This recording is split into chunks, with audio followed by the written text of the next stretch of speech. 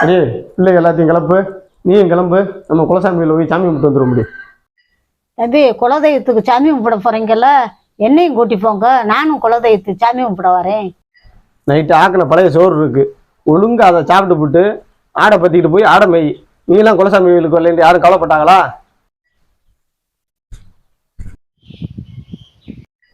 கோயிலை சுற்றி சாமி கும்பிட்டு வரேன். எங்கே பார்த்தாலும் எங்கள் அம்மா இருக்க மாதிரியே தெரியுதுடி.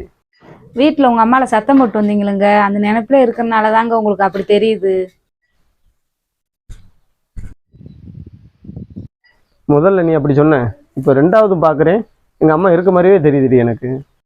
இப்போ என்னங்க, 2 வாழைப்பழத்தை தாரேன். உங்கள் அம்மா வழியில் ஆடு மேய்ச்சிக்கு இருப்பாங்க, அவங்களுக்கு கொடுத்து கூட்டிகிட்டு வாங்க. கோயிலுக்கு போனேன்தான், இங்கே எங்கே பார்த்தாலும் ஒன்று நினைப்பாவே இருக்குது.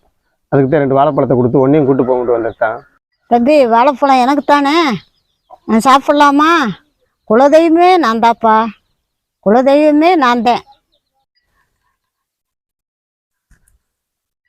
ஆட்டுக்கு வந்தால் தண்ணி கொண்டாடுறது இல்லையாத்தா? இப்போ பாரு, நீ வாழைப்பழம் திங்க விக்கலாகி போச்சுல, இரு உனக்கு தண்ணியை தரேன்.